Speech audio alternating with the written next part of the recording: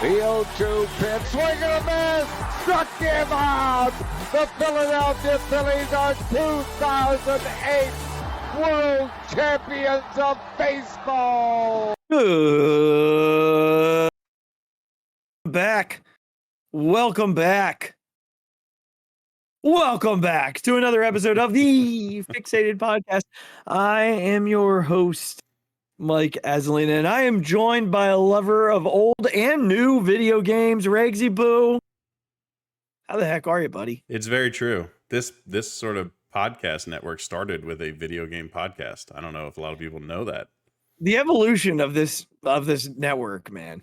Listen, and the beer podcast. There's still things to come. There's still things to come. I mean, all of it, all the evolution, but the video game podcast. Yeah. Was the OG. It was. It is the original.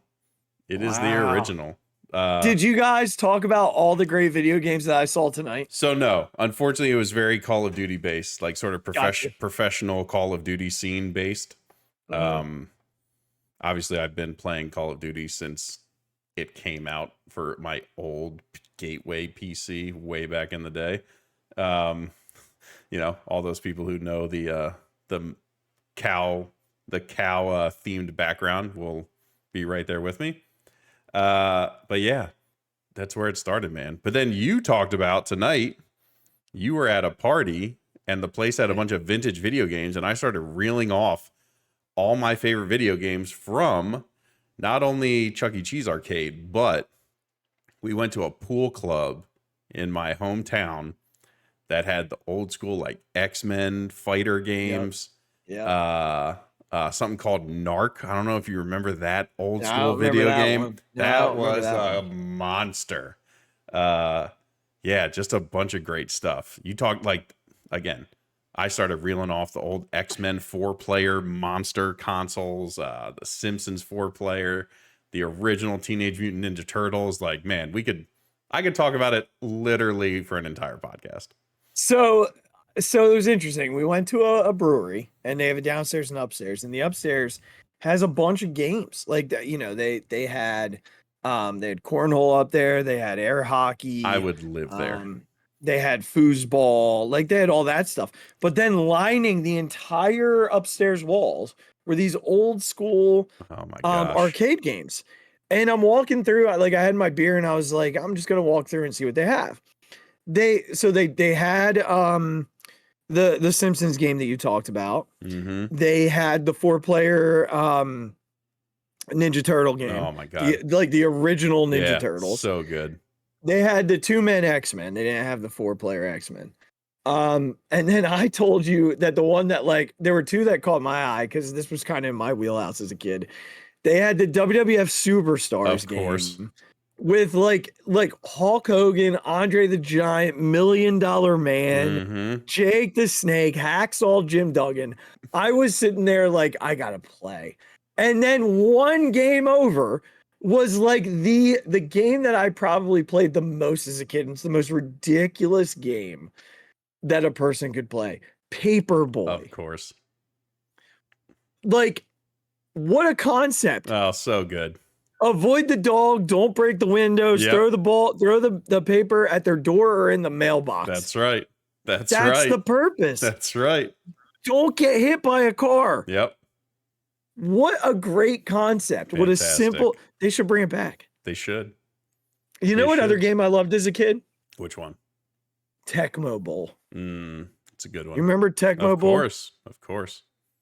If you weren't Marcus Allen and Bo Jackson, you weren't living. Well, that's for sure. I mean, sometimes you weren't even allowed to be them because it was just like it was too much.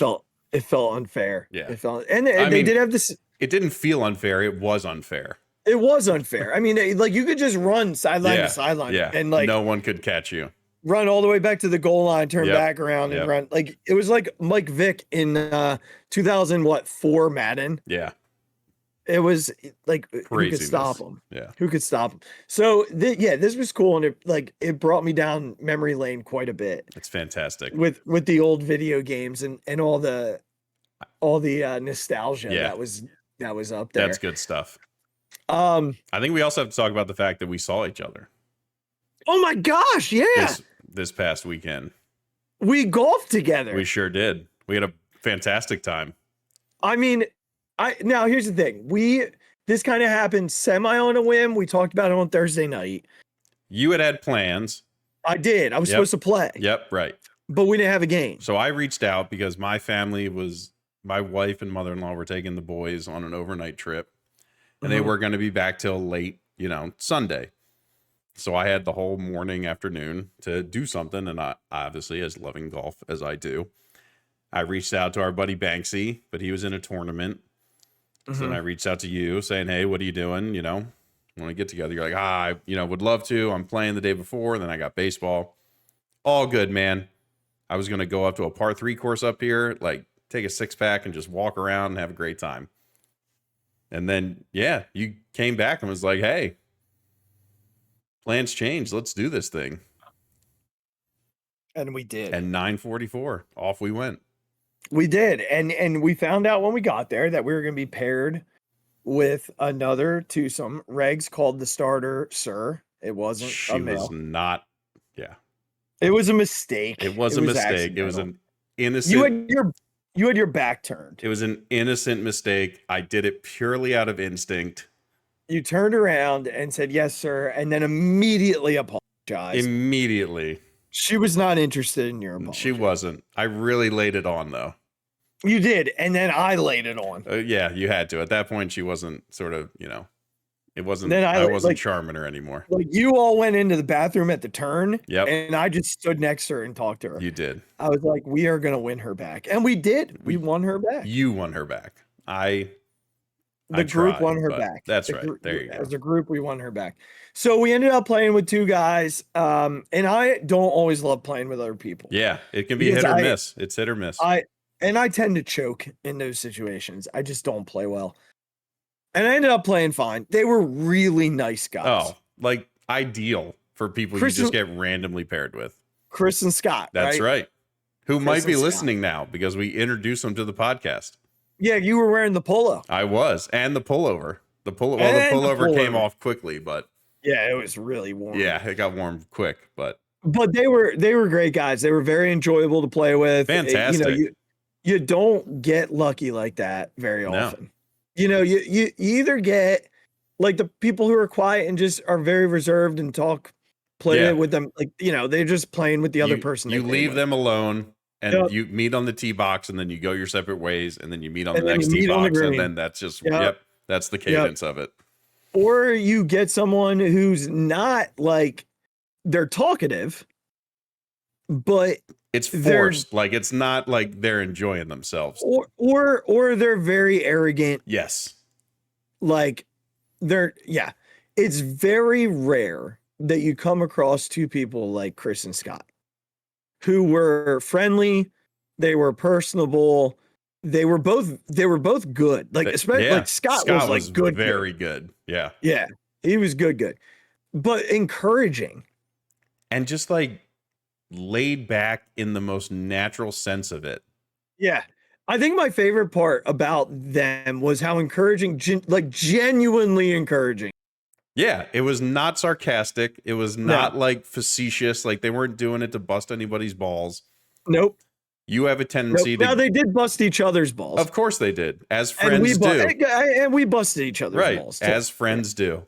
Yeah. But naturally, genuinely encouraged. Yeah. It was just a good day. It was a good day. And then we went and got some lunch together. Yeah. Grabbed some beers. It was a great day, man. It was a fantastic day. And you shot like what, an 83, 84? 86, but it could have been 86. better with a freaking snowman on a par 5. Yeah, that one got could have been easily 82, I think, was in I parred the first 4 holes. You did. And as everyone would know, Banksy, you told me no. As everyone would know, who listens to the Two-Way Miss, like I have had the driver yips for 2 years. Yeah, you were not taking that thing out. I took it out twice. Didn't lose the ball on either driver shot, though. I will say, a lot of open area on the left. But listen, I was very particular about when it came out for that very reason. Very picky. For that very reason. But I had some really good 3-woods off the tee, and I had some great iron shots off the tee.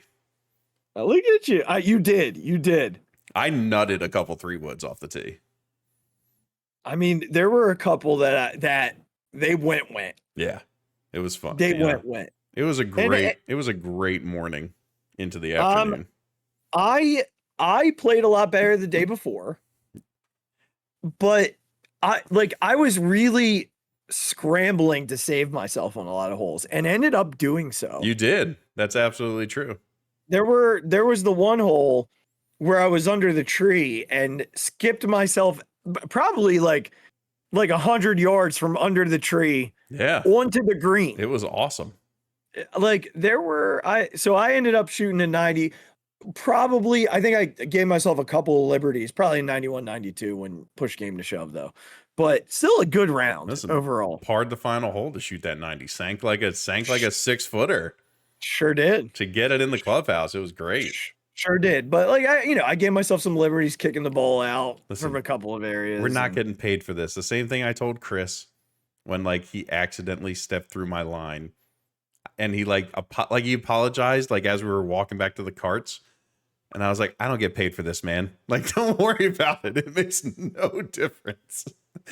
Yeah. It's what's going to happen to this ball if you step in the line or not. I mean, imagine being paid to play a sport and caring. Listen, we're going to get paid for this podcast sooner or later. And we care just enough. We care plenty, even without getting paid. I mean, here's the thing. What I'm saying is, I feel like I'm watching a baseball team right now. Oh, it's a great transition by you. Do you do this professionally? That is being paid, but just going through the motions. And we're not here to do a rant. Neither of us, with negative as he's gone. Yeah. We tried it. Tried and failed. It didn't. Yeah. 2 and 4. It didn't go well. Didn't work. Or 2 and 5. Sorry. It didn't go well. Yeah. And it's now indifferent, Azzy, and it's indifferent Regz. I think, it's June 1st. They're 6 games under 500. It's the worst record they've had this year. Shockingly, the exact same record as last year. On June 1st. At this exact same point. Yeah. Well, I don't see it. Regz, I got to tell you, last year, once they fired Girardi, I was like, all in. They're going to do something. Yep. That's not happening. I got to tell you, man, I just think this is who they are. I'm with you. You tweeted about it. I sent my own tweet just saying, I'm just going to be indifferent from now moving forward. I can't expend the kind of emotional energy that I know it sounds psychotic. I understand that point to many people out there who aren't as big of baseball fans. But I live and die with almost every pitch, every at bat, every game. When I sit down and watch the Phillies, I am all in. I'm thinking about the next pitch that the pitcher's going to throw. I'm thinking about what our hitter's mindset should be, depending on what count it is. What our runner should be doing. I'm literally that engaged in every single game that I sit down and watch. And I can't expend the emotional energy anymore. So again, this is not a rant. This is just, I've come to the realization that this is who this team is for this year. Do I think that this will be this team for its entire tenure while they're still together? No, I do not. I will say that. Do I think that this is the team we have for this year? Unfortunately, yes. And there are reasons for that. And I would like to just say, I'm almost talking about everybody but Nick Castellanos, who is playing hard. I think Bryce Harper needs to be in that conversation. Bryce Harper is obviously still coming back. So him having a little bit of a slump, you have to be expected. He had no spring training, all those things. He's still hitting 310. And yes. But Nick Castellanos coming off the year he had, has been all in, playing his absolute butt off this season. So and honestly, even Brandon Marsh getting fixed after the initial injury, he's been a lot better even since then.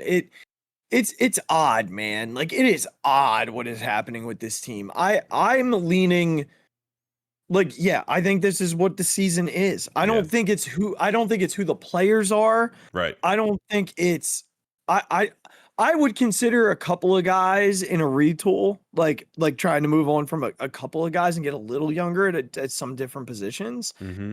And JT might be the first one I looked at to try and move on from him and see if he can get some youth in that position, because the offense just doesn't seem to be there consistently for him. Yeah. He is a guy you could probably move off of, and a team would bite on. I like JT. I've always liked JT, but man, it's hard to watch him offensively right now. It really is. And he's not getting younger, and that's a hard position. Yeah. It's a hard position to stay And he at. plays a lot. He plays a lot. Like, and they do have some depth at catcher. It would be nice if they had, the guy they moved on from, but that's why we have Brandon Marsh. So it feels that one's like even at the not end of the way. that one's not so bad. No, Like, and Rafael Marchand is fine.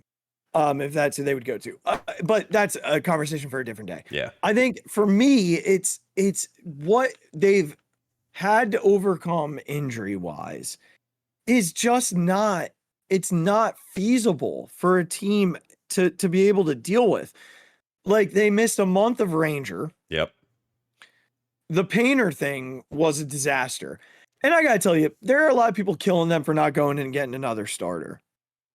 But Regz, I feel like that's a little unfair, because I think everybody was kind of under the assumption that Bailey Falter was at least He had kind of shown last year that he can at least be fine. You're not asking like Bailey number Falter. 6. Yeah, you're not asking Bailey Falter to be great. No, you're just you're not. asking him to be a 5. You've gotten the other end of the curve this season. season. You were asking him to be Kyle Gibson. Yeah, just like an innings eater who is going to have his bad days and his good days. That's it. Kyle Gibson would give you 3 really good starts, an okay start, and a crappy start. Yeah.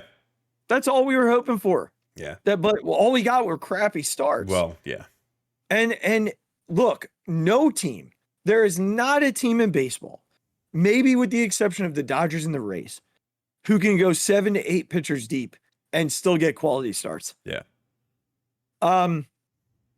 And again, like I look at this series, the starters gave up 2 runs, 4 runs, and 4 runs. Yeah, this was much more an offense, a lack of offense than it was the pitching, regardless of what you think of Nola and all that stuff.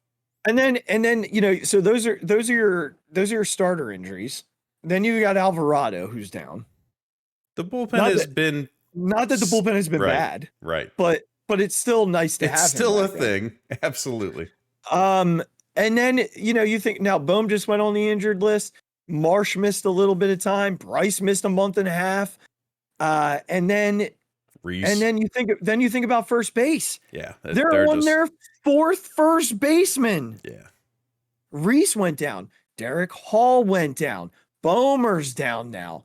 Like, no team is going to look good on their 4th string first baseman. No, because what it did was it now causes you to play with your 2nd string third baseman. Right. And, Bryce's injury causes you to have Schwarber in the outfield, which isn't a great thing. Yeah. Pache's injury, so he can't. Pache's injury, so you can't play him defensively, and yeah. It's the whole thing is just an absolute anomaly. I just think there's 2 different. I just think we need to clarify that there's 2 different things here. I think everyone who listens to this show knows that we generally are not guys who make excuses for no reason. We are not slow to call out when we think guys aren't playing hard or aren't doing what they're doing. Guys like Aaron Nola. Yes. Like, we're going to call him out up and down, left and right. Yes. He's been terrible. Yes. Trey Turner has been terrible. He's been terrible. Kyle Schwarber, terrible, more terrible than usual. I'm going to talk about Kyle Schwarber in a moment. Okay, so we'll hold on that. I actually disagree with that. So go ahead. Okay. So as you'll get to the other side of that. Yeah. I'm on the terrible side. I just think there's some more to that. Like, we are not slow to call that stuff out in the general sense, but when you have to take a step back out of that emotional that emotionally driven world of fandom, you have to like acknowledge the fact that Edmundo Sosa is not an everyday third baseman. He never has been. He never will be. That there's a huge need for guys who can come off the bench and play the defense that he does and provide the bat that he sometimes does, but he's not a starter for a reason. Josh Harrison is on the other side of being good at baseball. It just is what it is. But he's still a good defensive player who can come in and fill in when you need to. Christian Pache was like starting to kind of show that he could play, man. It was such bad timing for that injury.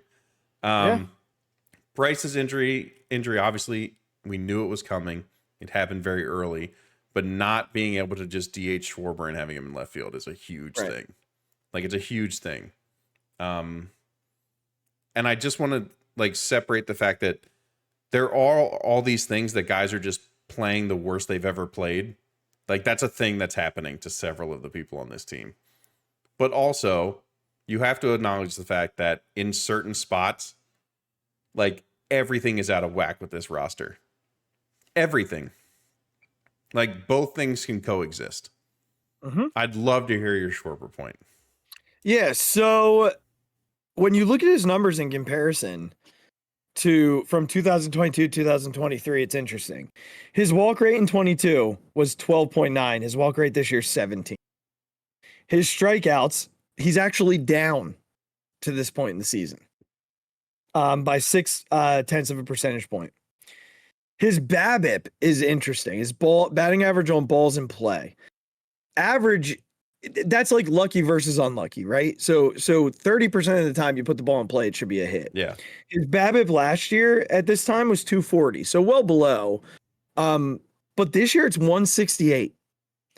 It shows he's been incredibly unlucky. Incredibly unlucky. His hard hit ball percentage is out of control. The amount of balls he's hitting hard right now it's ridiculous. He's hitting more infield fly balls than he did last year. His BABIP on ground balls went from 128 to 146. Okay, but his fly ball BABIP is down almost 0.05 of a point.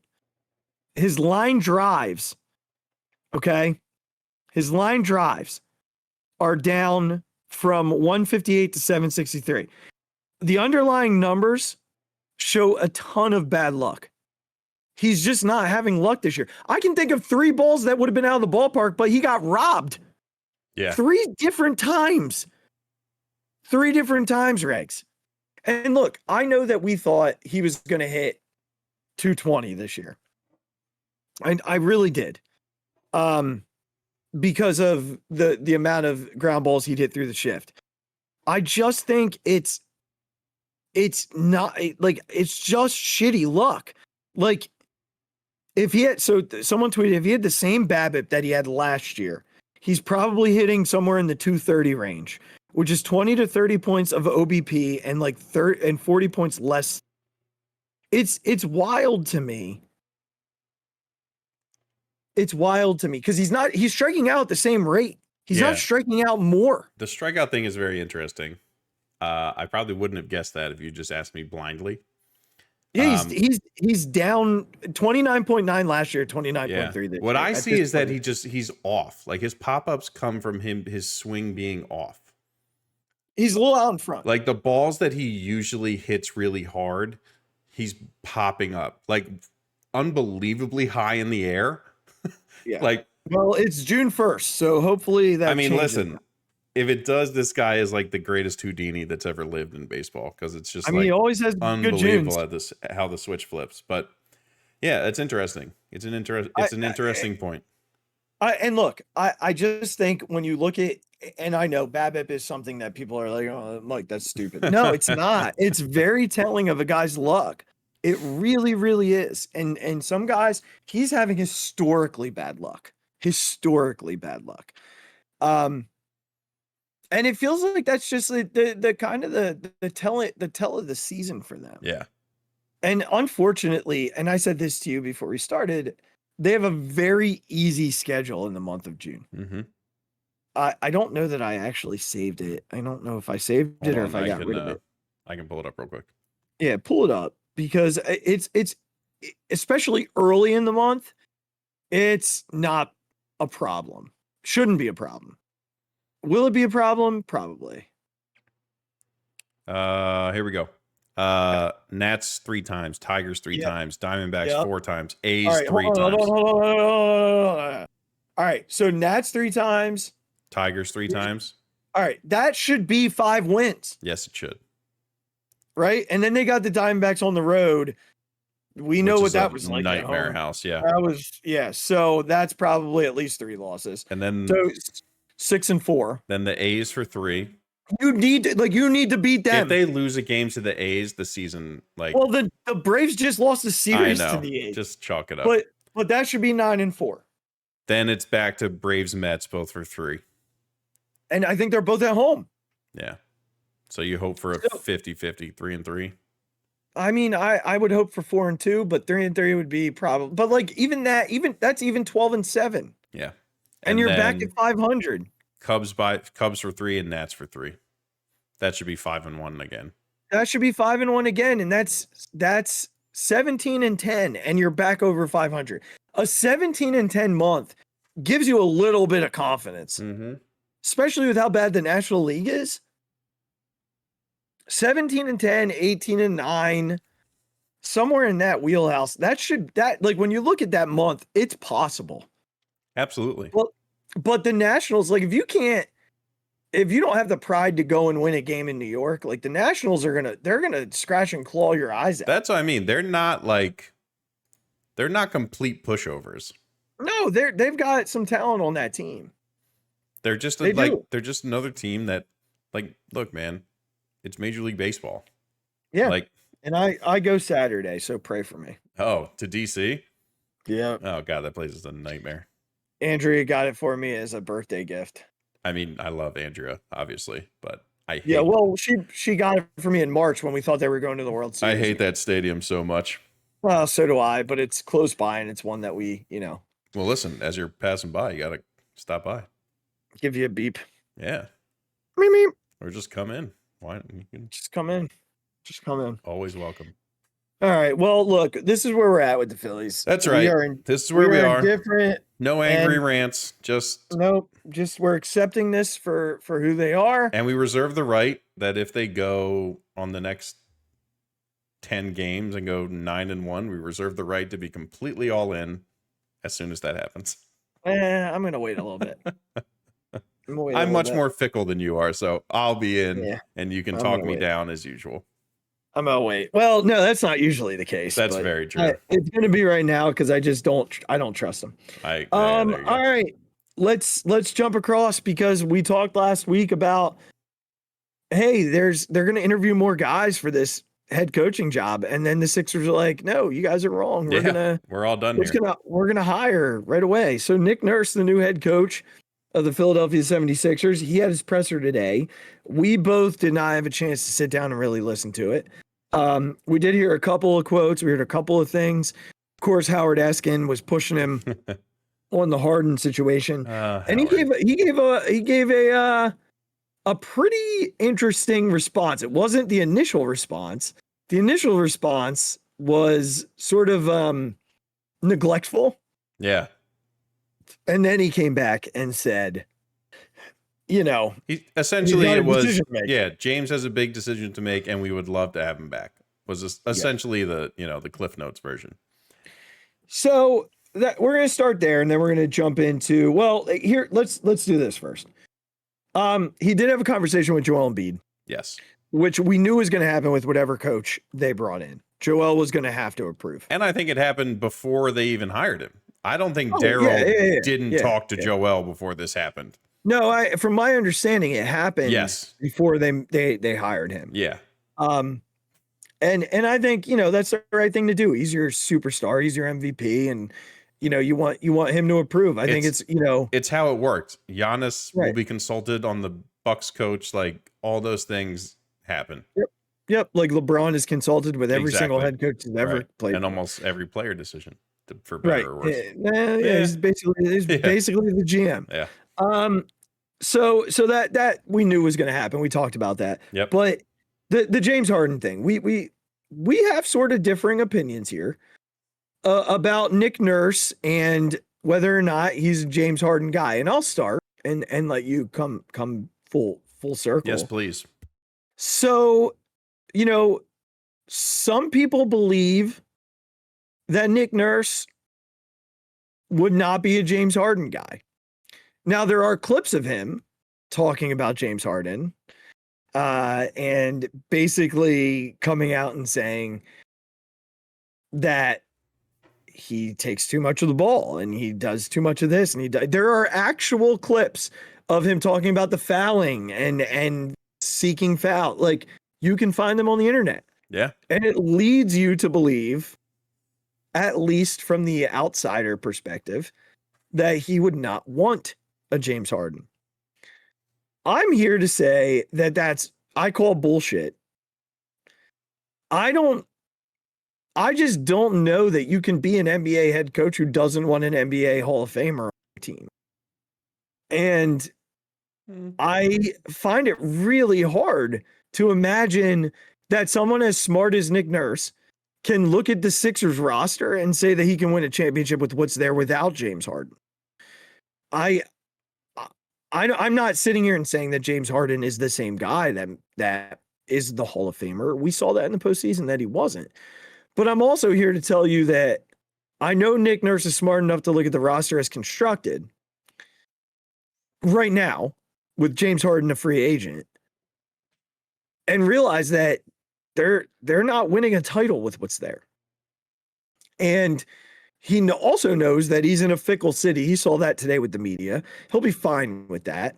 But he was caught off guard by Howard Eskin today. You could see it in his face. He'll get there, but he was caught off guard. And if he thought that was bad, just wait until they, get blown out on their home floor and they're getting their shit booed off the floor. And he's smart enough because he's been there, he's played there, he's coached there, he knows that. He's smart enough to know that for him to win, he's got to have another player on the roster. And there aren't many out there. James Harden's pretty much option A, B, C, and D. So I call bullshit. I get what Nick Nurse is. I understand his philosophy. I understand what he said in the past, but he wasn't coaching James Harden then. If James Harden came back to the Sixers, Nick Nurse would be fine with that. Any head coach would be fine with that. Go ahead and tell me no, Regz. I'm going to tell you no on so many things. Okay. Every coach would not be fine with that. I can think of at least 5 off the top of my head. You're going to tell me Greg Popovich, right? Yes, that's a good one that I didn't even think of. Oh, okay. Whoever the Bucks head coach ends up being, Eric Spoelstra, Mike Malone. Let's keep thinking through this. Brooklyn wouldn't want him back. Phoenix wouldn't want him. Let's keep thinking here. Boston wouldn't want him. I'm up to 8. Yeah, but some of these teams don't even have head coaches right now. I get that, but still, I'm still up to 8. Is it better? Are you basing it off of players? Because you said whoever the Bucks coach is wouldn't want him. Is that because they have young middle? But yes, you have to base it off the team that you have. Like, it's not just an unambiguous statement to say, "Oh, I'd like to have James Harden on my team." Like, you have to base it on the personnel you have. So looking at the Sixers, I would rather not have James Harden. Okay, then you're settling for a 5 seed and a first round elimination. An 8 seed is in the finals right now. They're not winning. They're not winning a title. I didn't say they won. Okay, fine, but you're going to waste a year of Joel Embiid. I think that the seeding doesn't matter as much. James Harden's a guy who, during the regular season, is there to get you a top 3 seed. I don't think that matters.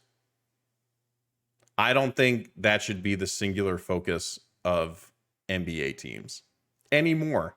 In how that works right now, like, for better or worse, Joel Embiid went after an MVP this season, and he got hurt in the playoffs and played hurt. And when we absolutely needed him the most, Joel Embiid being hurt and James Harden did not show up. And you know what I saw? I saw James Harden's attitude reflected in the best player we've ever seen. Like, play for the Sixers, maybe. He's in the top 5, probably, of just pure talent that has ever come through this organization. And his attitude was the same thing that we've seen from James Harden year in and year out in tough situations. James Harden is absolutely the guy you want if you want to be a 3 seed during the regular season. I don't think that matters. I don't think it matters. I think all that matters is Joel Embiid is as healthy as possible going into the playoffs. If that means he plays 55 to 60 games, fine. Just make the playoffs, man, and have your best player be absolutely as healthy as possible. I don't think James Harden's attitude as a basketball player now in his career will ever get you close to winning a championship. Ever. Point blank, full stop. So you don't think they were close this year? Yes, they were a quarter of basketball. Yes. But away from winning it, from getting to an Eastern Conference final. Yes. The closest they've been in years. But what happened in that quarter? Everybody stopped making shots. And your best 2 players, like, who in this situation, James Harden at that point had more playoff situations like that than Joel Embiid, correct? Yeah. And more often than not, James Harden has shriveled into a shell of himself in all of those situations. That was the one game in the postseason that we looked at Doc and said, Doc didn't do something right. That game 6, I look at that game and I say, what was Doc doing?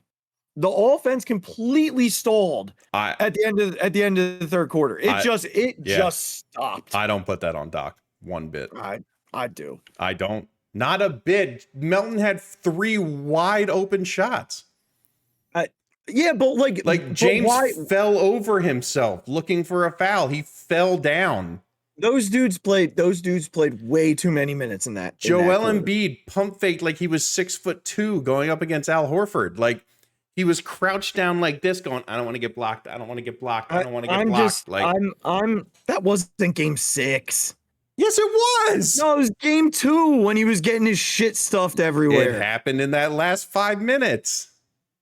Oh, they were down by like 15 at that point. Oh my God. I'm talking about when the initial run happened.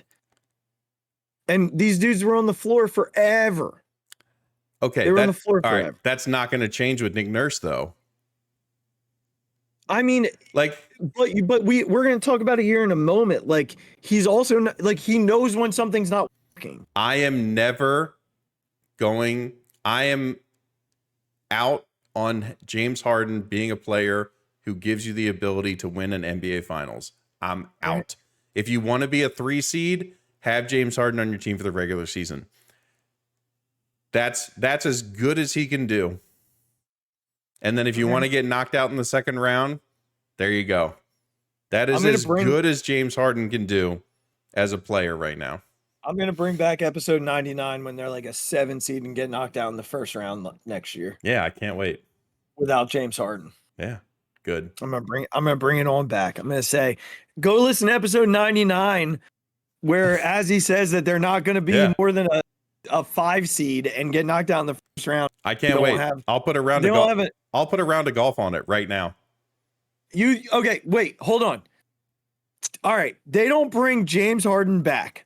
If James Harden comes back, I'm saying they will not do any better than they did right now. All right, but there's got to be something on the other side of that. Okay. Like, it can't just be contingent, because what if he doesn't come back? There's got to be something for that. Fine. If they don't come back and they may get out of the first round of the playoffs, you lose. Out of the first? Yeah, you just said they lose in the first round, and you're going to make me go back and listen to this. Yeah, no, that's fine. All right, yeah, cool. I'm good with that. Okay. No, wait, that's also contingent on them not bringing in like some freaking superstar. Why? James Harden is gone. No. Because what I'm saying is that he has to be, I'm saying that if you're not bringing in somebody else, James Harden is the only option. But of course they're going to bring someone else if he's not on the team. That's $33 million that isn't on the team.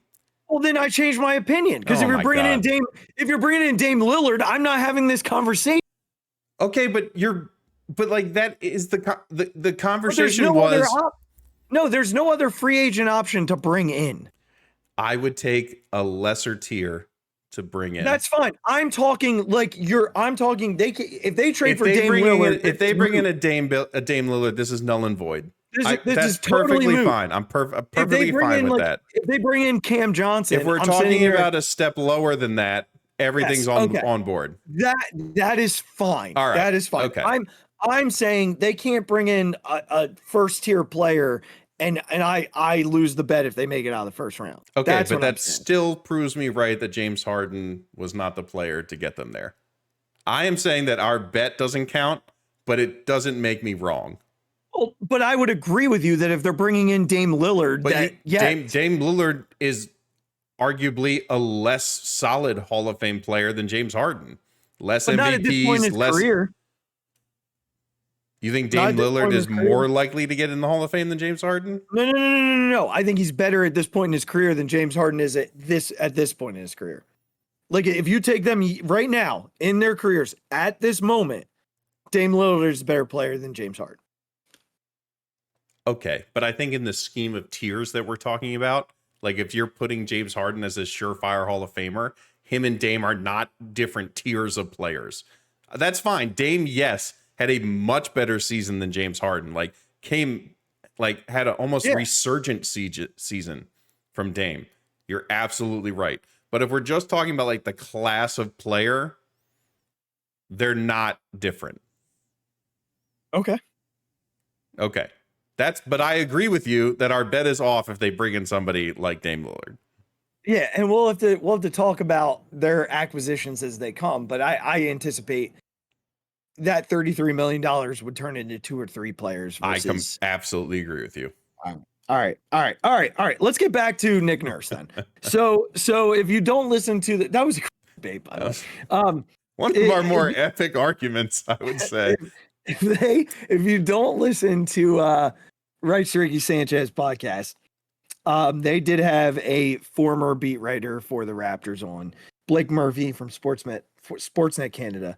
And he talked a lot about some of the concerns we had about Nick Nurse. Mm-hmm. Some of them being like, the minutes that these guys are going to play. Of them. Yep. And he validated that. He said, look, your guys are going to play a lot of minutes. It's fact. Like Joel's going to play a lot of minutes. But I would just say that like Kawhi Leonard was on a very serious sort of load management restriction that year they won the championship. I don't see that. I see it being very similar to that situation where Joel will not be one of those guys outside of the playoffs because I think the entire goal is to keep him as healthy as humanly possible. And that's where I think like the years of us trying to watch them become a 2 seed or a 1 seed, like they're not here anymore, man. That's not their goal anymore. Right. Their goal is to get Joel Embiid as healthy as humanly possible going into the playoffs. Yeah, where he will play a ton of minutes. Yeah. But which is okay in the postseason if he doesn't play him in the regular season. But for everyone else, you're absolutely right. Like that is going to be the trend. If they decide they're gonna sell to be like a 47 win team and be 5 seed, then okay, fine. And that also gives more time for Maxey, for Tyrese to develop. Look, also going back to that bet, I'd be happy to lose this bet.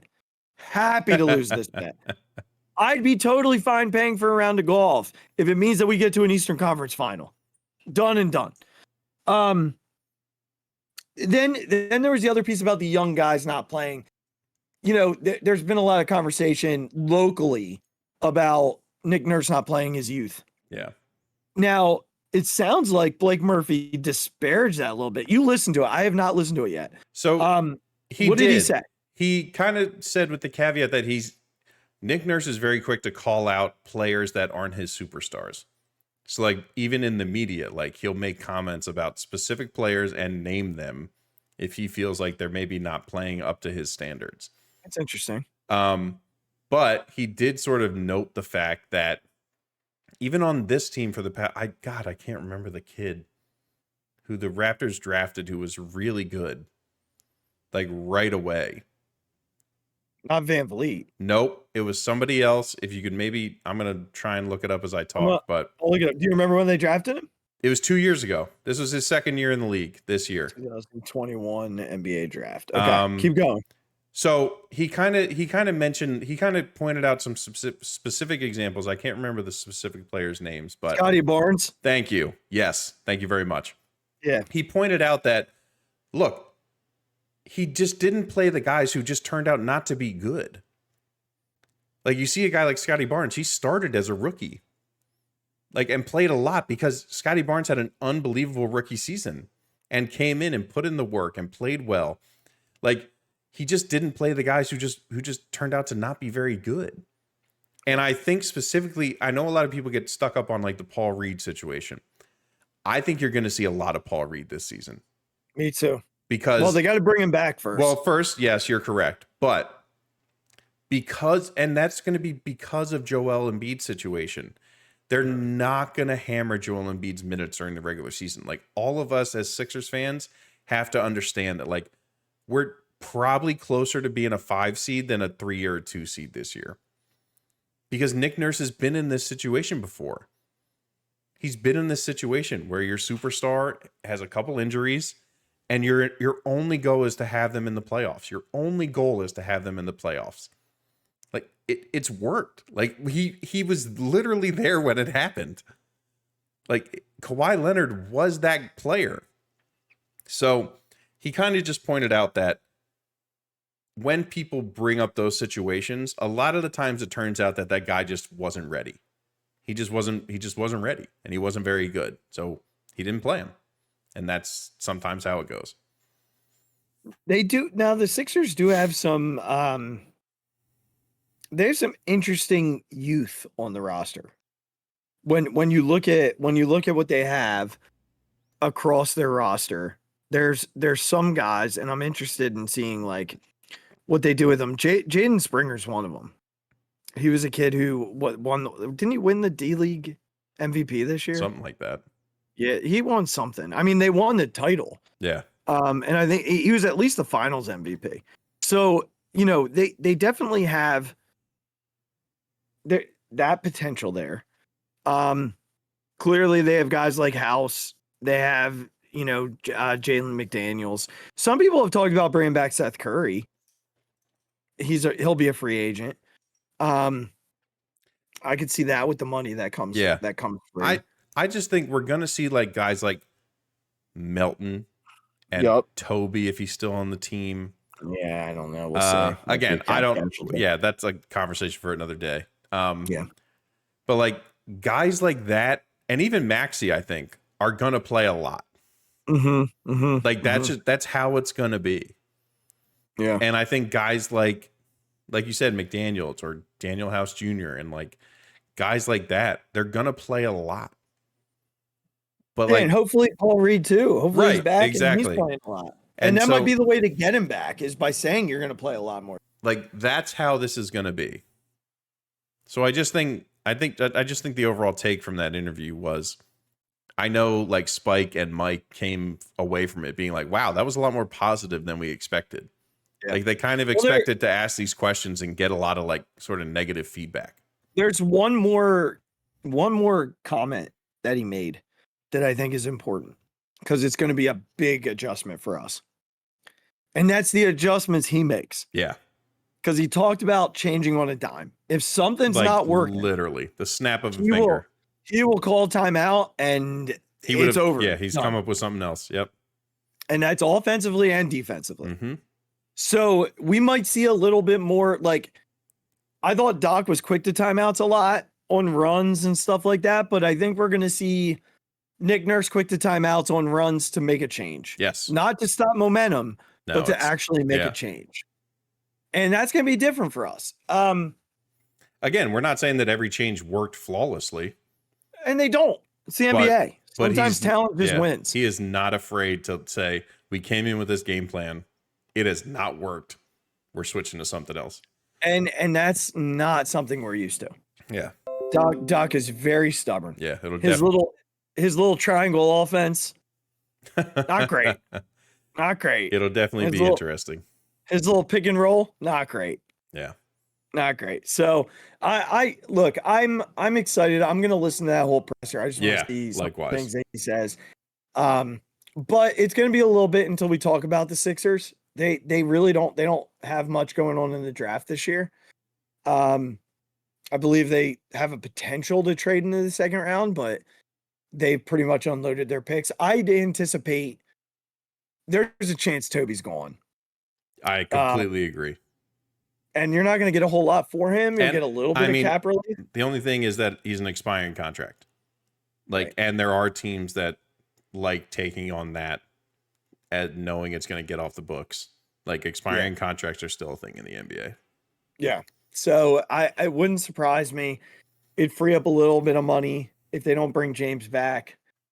You know, you could potentially bring in a Cam Johnson, which would be a nice, and we've talked about that being a nice little piece to this puzzle. Not great, but good enough. 3-and-D guy, that's fine. Yeah.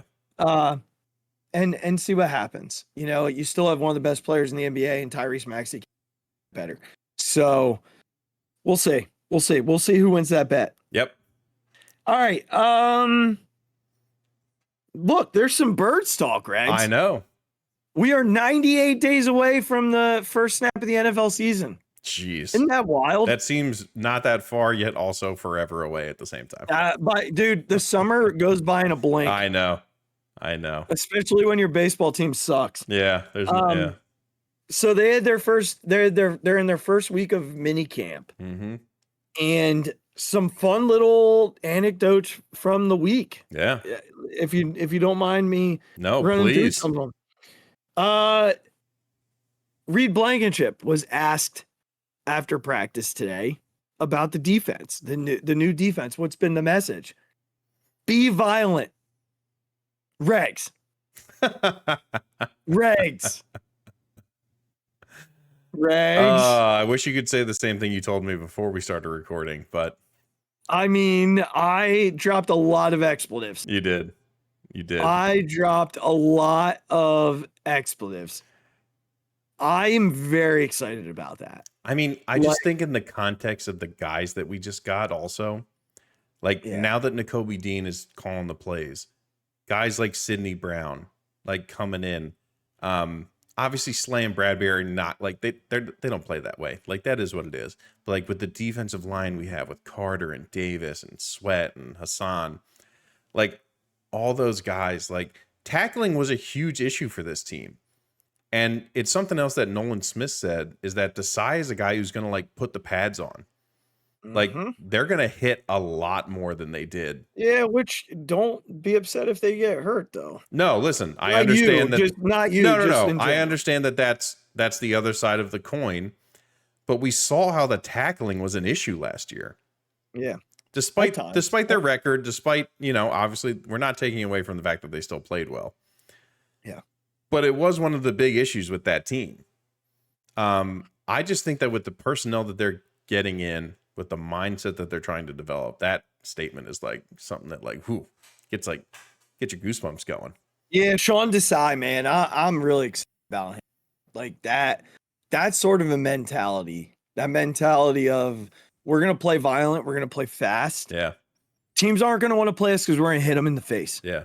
And I think we're gonna hit him in the face. He had a great quote from the first time he talked to the media, and he was like, "Look, man, my whole job and what I pride myself on is that no one is going to be better prepared, and no team is going to be better prepared than we are." He's like, you just hope it's true. Oh, I know. You're absolutely right. This is just talk at this point. He has to go out in there and prove it. Yeah. But he's like, this is why I am where I am. He's like, if you ask around, this is why, this is who I am. This is the guy that I'm known as. Right. And this is the guy I've had to be because I've had to work my ass off to get to this point. Yeah. So absolutely he has to go out there and prove it. Yeah. But Reed also had a funny little quote that was like, someone asked him like, "Oh, you look like you put on weight," and he's like, "Wait, good weight or bad weight? Because there's a difference." just a great Reed Blankenship, my guy. Yeah, just watch Twitter for something coming out for our boy Reed here soon. Yeah, it's coming. We got to cut that clip of me talking about him. Yeah, we have to cut that clip and send it. Just so he knows, we were Reed from day one. Mm-hmm. Reed from day freaking one. We're gonna find on it this podcast. We're gonna find it. We're gonna find it, and we're getting him. That's right. So he and Terrell Edmonds took first team snaps at safety. I anticipate Sidney Brown starting over Reed, and not that I want that because I'm a Reed guy. You are. But Sidney Brown apparently was flying today, like everywhere. Yeah. So I don't know if it'll be day one, but I do anticipate at some point Sidney Brown takes over that starting free safety role. A couple other things on the defensive line. Nolan Smith apparently looks phenomenal. Size-wise, which was the big push against him. Yeah. I think what's funny to me is that teams are like, oh, he doesn't have the size. Well, he was also hurt, so he lost a lot of weight. Yeah. I mean, he tore up his pec, was it his shoulder? His pec. His pec or his shoulder? Yeah. I mean, clearly you can't really do a whole lot upper body-wise. Yeah, right. If you tear your freaking pec. Yeah. So, yeah, he was going to be smaller than the other dudes at the combine. But apparently today he looked perfectly sizable to the rest of the teams. Yeah. To the rest of the players on the team. So, clear steal. Yeah, I mean, and he had another great comment on Chris Long's podcast, The Green Room. Just about he got asked about playing in Philadelphia now as opposed to Georgia and how the weather's different. And he's just like, I'm gonna curse, so earmuffs for any children listening, but it's like we'll put on. He's like, man, weather don't matter when you go out and hit a motherfucker. That's literally what he said. I love him. He's like, that'll get you more warm than any heater you ever run into. I love him. And then he said, he's like, and then his other quote was, he's like, look, man, BG and I run off the same motor, man. He's like, we run off that happy. He's like, we run off that happy juice. He's like, I've noticed that me and him run off that same motor. Do we get a BG 2.0? I think we might have, man. Oh my gosh. Like, oh my gosh. He's smiling and like, always, but also like talking shit. Like you can just tell he's not afraid. He's not afraid. There's no like lack of confidence in his ability. Like, I think we might have, man. I really think we might have.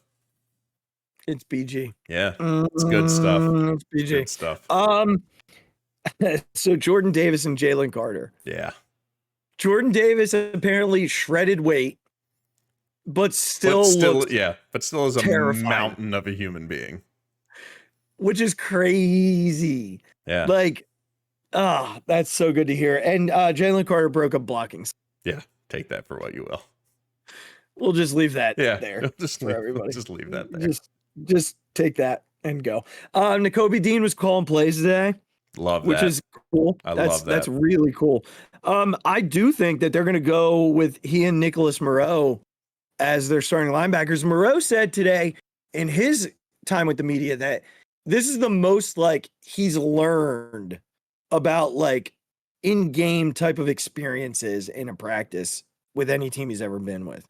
Nicholas Moreau's got a lot of potential. Guy that like kind of reminds me of, I'm drawing a blank on the dude we brought in last year at linebacker from the Chargers. He was a Philly boy. And I'm drawing a blank. Oh God. But I got no idea. Yeah, I'll look it up then. But he reminds me a little bit of that. I think like there's potential there. He's like a cheap signing, but there's definite like upside to him. Mm-hmm. But he's not going to be on the field a lot of the time because we're going to be in that dime pack. Right. We're going to have 4 DBs on the field. 4 6 DBs on the field. I'm just so excited to watch Nakobe Dean, like a healthy Nakobe Dean. Just running around like an animal. Yeah. Like they go back. I think it was hard taking TJ Edwards off the field last year, man. It was. Listen, that's okay, but I think he had a good attitude. Like he's been on a bunch of morning shows, like morning football shows, and Nakobe Dean's been like getting around media wise. Yeah, he's been great. These Georgia boys aren't afraid to talk, man. Nah, dude, they're in the national media all the time. Yeah. They're always in the national media. But his constant message is that, look, I understand I didn't see the playing field a lot. You know, I understand that I didn't do it, but he's like everyone should know that like I am the better prepared to be a linebacker in this league than I, was when I came in. He's like, I have taken all that time to learn and observe and ask questions and like be ready to step into this position. Mm-hmm. Like that's been his mindset this whole time. Mm-hmm. And so not feeling down on himself, not letting his confidence waver, just like sitting and waiting, being like, I'm going to get my time. And when I get it, like, I'm going to be freaking ready, man. I'm going to be ready for it. I can't wait to see that guy running around. Yeah. I mean, I'm right there with you. Like, this is a guy who was supposed to be a first round pick and ended up dropping in the 3rd round. Yeah. And it's his defense now. And I think that tells you everything you need to know, that in his 2nd year with a new defensive coordinator, they're handing him the reins. Yeah. And he was also, I mean, everybody who's listening to this podcast has probably seen the clip of him in the national championship game. That's literally what I was about to talk about. I've watched it 100 times. Where he gets tripped by his own teammate. I've watched it 100 times. Still makes the play. Gets up. Gets in the guy's face. And the very next play, that teammate makes one of the biggest sack. Yep. sacks of the game. And the first person to the first person on his back is Nakobe Dean. Yep. I think like there's definite juice to that, right? There's juice to that. And when I look at this defense, I was just looking at the depth chart. Kaiser White was the linebacker I was trying to think of. Thank you. We really should have known that name. Yeah, that's a bad job. That's a bad job. I am a few beverages deep. That's all right. Don't worry about that. When I look at this defense, last thing that I was going to say is just that people, and I know a lot of the people who listen have played sports and maybe have met these type of people, like as they play youth sports, high school sports, whatever it is. True leaders are really easy to spot, and you will never forget them. Yeah, he's one. Jalen Hurts. Listen, you're absolutely correct. You're absolutely right. But like all of us can go back and think through our youth sports, even if you were just playing like rec league, or if you were playing high school sports or AAU or whatever, or Legion Ball or whatever it was. You can go back, and if anyone asked you, said, hey, pick the leader of your team, you could name it instantly. It might have been 30 years ago. And you will remember it like that. Like that is who Jalen Hurts is, obviously, but like that is who Nakobe Dean is. Yeah. And like that's who that guy is. And it's just like I have such a spot for those kind of guys because like I tried to be that kind of guy, but I was never talented enough to like really, step into that. Right. But it's like Nakobe Dean has all the ability and that like intangible thing that just when you think of the guy who's your leader, that defense is going to look at him. And especially with all the guys from his former Georgia team, they're going to look at him and be like, this dude's got my back. He's going to put me in the greatest position that I need to win. He will always be there for me. And I can just go out and play my ass off, man, and do what I do. And it's just like, it's just so cool. I can't stop looking at their depth chart right now. Obviously, when you think about the secondary, wow. Just wow. It's unbelievable. Because Greedy Williams is your third corner on the outside. And then you think about their trenches. I mean, Hassan Reddick, Josh Sweat. What do we think the Fletcher. starting four is? I think BG, Jordan Davis, Fletcher Cox, and Hassan Reddick. That's probably your four. Not Sweat? You don't think Sweat starts over BG? I don't think so. Sweaty plays defensive end. I skipped over that. So Reddick's a linebacker. Oh yeah, okay. In their style of defense. So it's BG, Jordan Davis, Fletcher Cox, Josh Sweat, and then Hassan Reddick. Okay. Technically they just stand up. No, Reddick. I got and you. I think Right. I think that's where Smith's going to be too. No, I think he's going to stand up. Completely agree. But then when you look a little deeper, Jalen Carter, Milton Williams, Derek Barnett, Janarius Robinson, like Kentavious Street, Marlon Tuipulotu. I did it. You did it. That was On a the good, first that was a try good job. tonight. Let's go, Marlon. The beverages help. How about it? The defense is just so deep, and I think with this mentality, we're just going to be violent. Yeah. Like that is the message. Are you kidding me? Yeah, it's awesome. Good God. Okay. Well, so one guy on the defense talked a little bit about practicing against Jalen Hurts, and he just said he's so smart. He's just smart. His eyes move you one way, but he goes the other way, and the throws are always accurate. Yeah. They're always out of reach. I don't know that we say that 3 years ago. We don't. Like, it's not, you don't have to think about it. We don't. This dude has come so far. I mean, but like, this is what we've always talked about. You can go back and listen to every Eagles preview that we've ever done. It was always about his work, man. It was always about the little improvements that he can make to keep his starting job. Yep.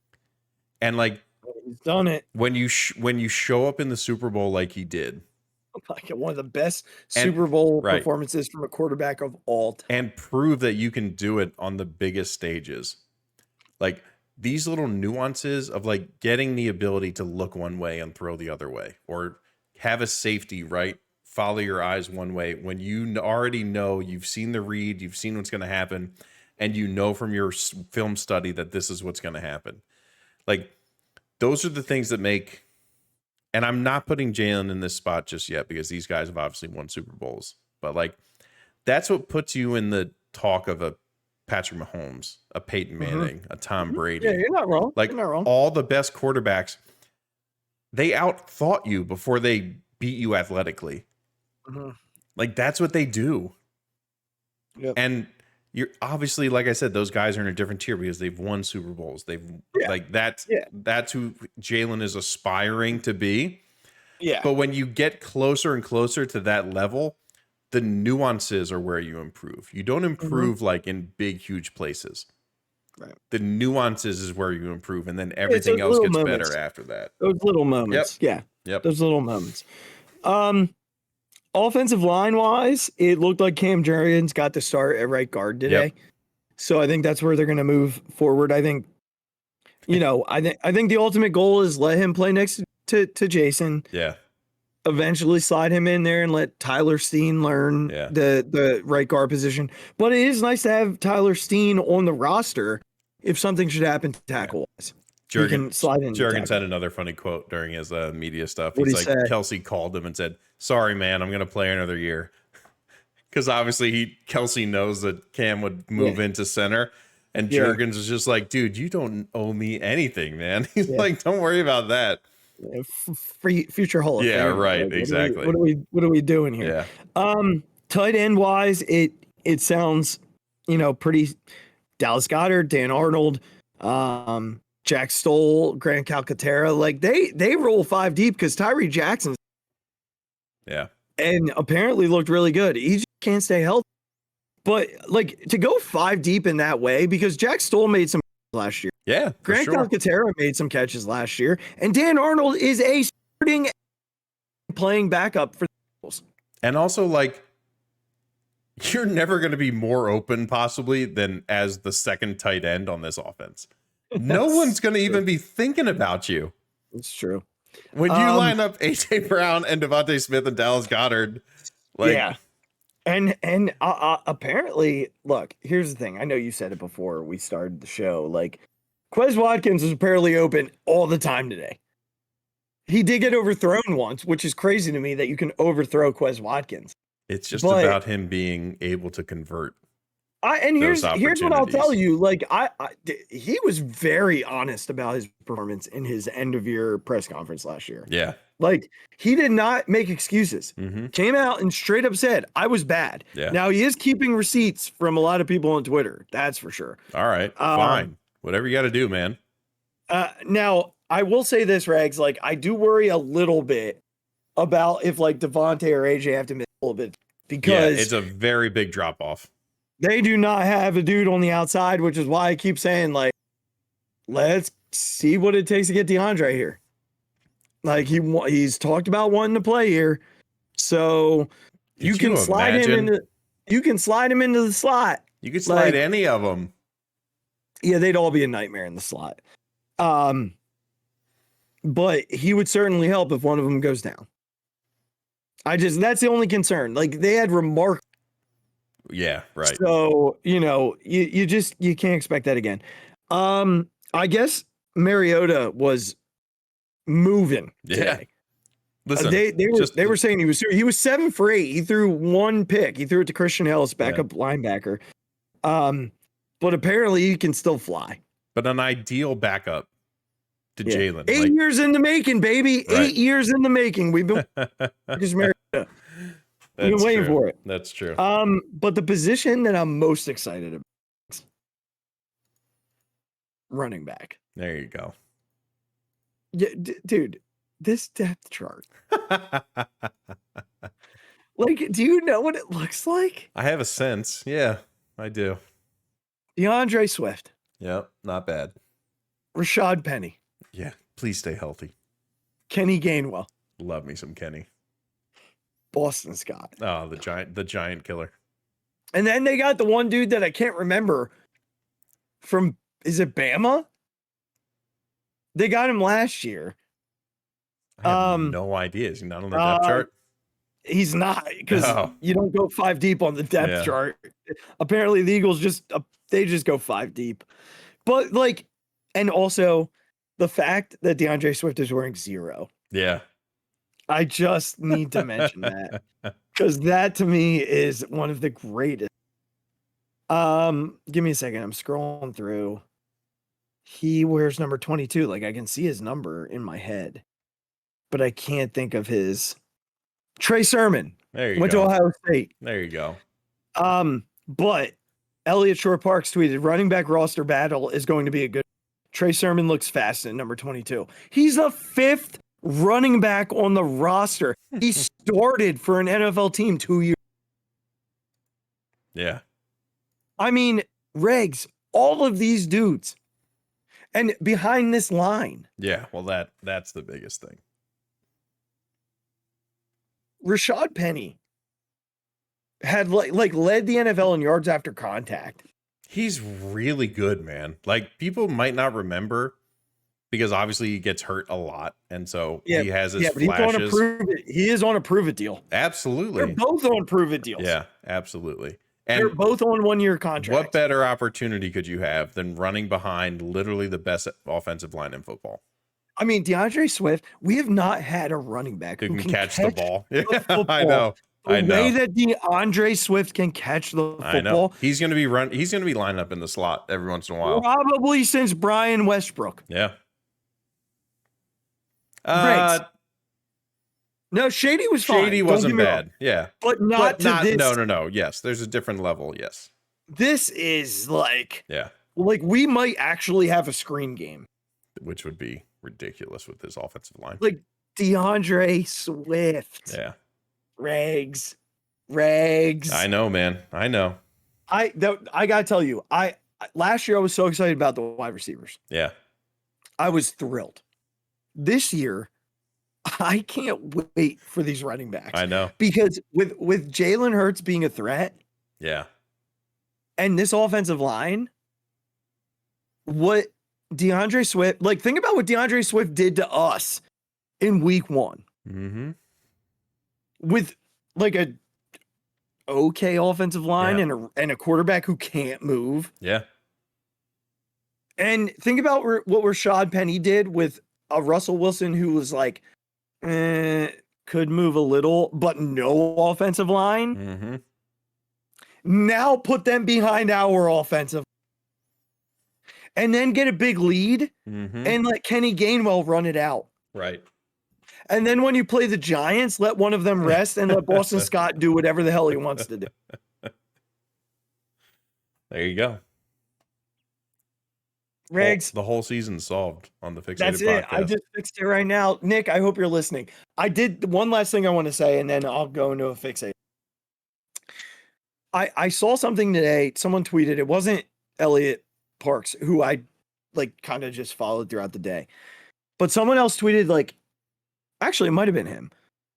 The tweet was about Sirianni and his ability to coach everything. Like, this dude just loves to teach football. And it starts at this like mini camp. Yeah. And I think sometimes like it's probably easy for coaches to just think like, oh, it's mini camp, right? Like I know as an administrator, that like those first couple weeks, I was like, I'm just gonna let them do their thing, right? Yeah. Like I'm gonna let them just kind of settle in. Apparently, he is just out there teaching football. Yeah. And we're super lucky. We are. We're lucky. This dude's Philly. And I really hope he has like an Andy Reid tenure. Yeah. With a Super Bowl. Yeah. Well, yeah. To get there in your second year It's wild. is wild. And you have the talent to get right on back. Yep. Oh, absolutely. To get right on back. Mm-hmm. So one thing I will say about him is he is as focused as it gets. And I don't doubt that he has the ability to coach up a team and coach up his coaches. Yeah. So here's to you, Nick. Congratulations. If you are listening, we'd love to have you on. Yeah, we love you on the Phixated podcast, Nick. we love you. And Reed, we love you too. Oh, of course. Day one. We are day one Reed guys. Day one Reed guys. I hope you do start. I just don't know if it's gonna happen. So yeah, Phixated. I'm gonna go specific. Okay. Very specific. And this is gonna kind of be something that we said we were. Aaron Nola, get your head out of your ass. I'm done. I'm done. Dave Dombrowski, I tip my cap to you because you did not sign this clown to a $200 million before the season. You knew.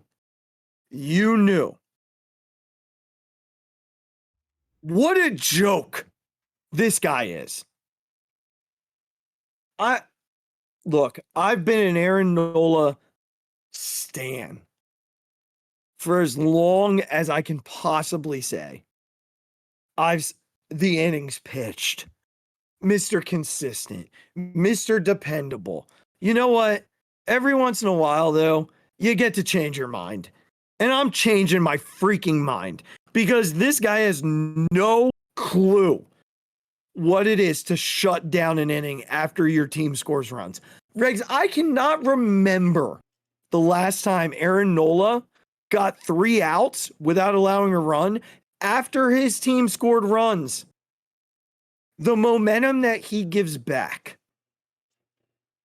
The momentum that he gives back is the size of the plate of French fries that I had. And I will tell you right now, it was enormous. Because it was take whatever you want. And I took whatever I wanted. And other teams do that to Aaron Nola after. They're like, oh, you're just going to throw a changeup right down the middle. Oh, gosh, I'm going to hit it like 900 feet. Like Mark Canha, this guy. Apparently, this guy. Barry Bonds this series.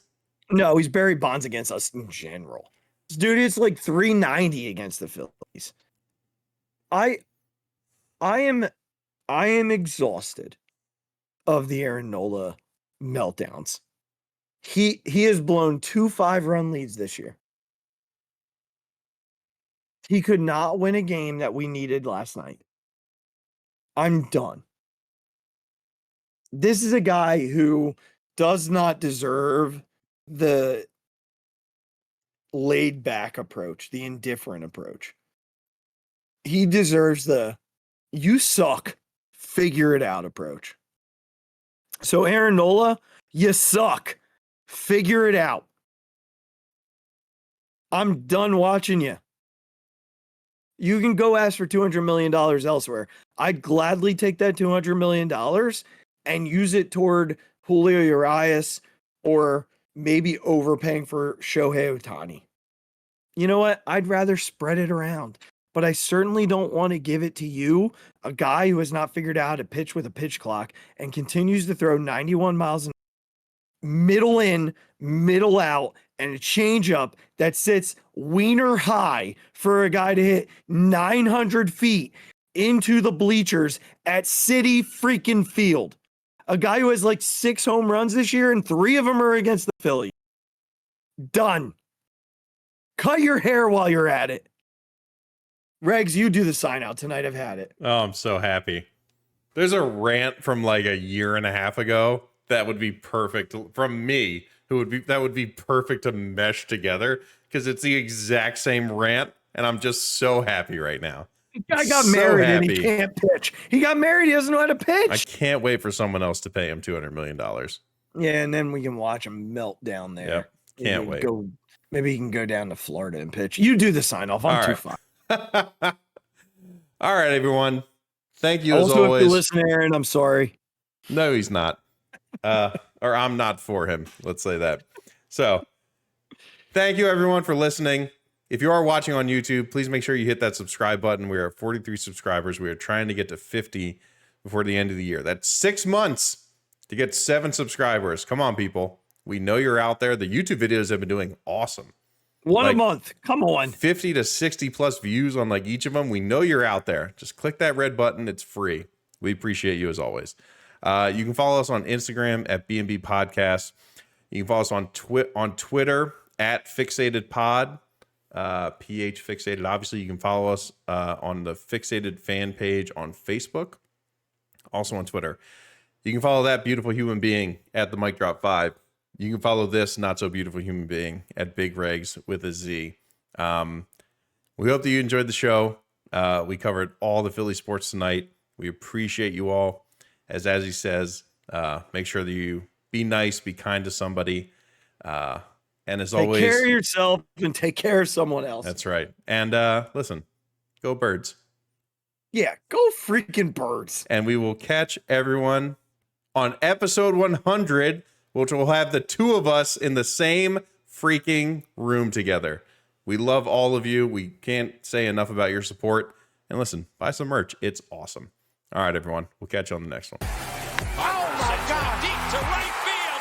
Way up there and way out of here. The Philadelphia Eagles are Super Bowl champions. Eagles fans everywhere, this is for you. The 0-2 pitch, swing and a miss, struck him out. The Philadelphia Phillies are 2008 World Champions of Baseball.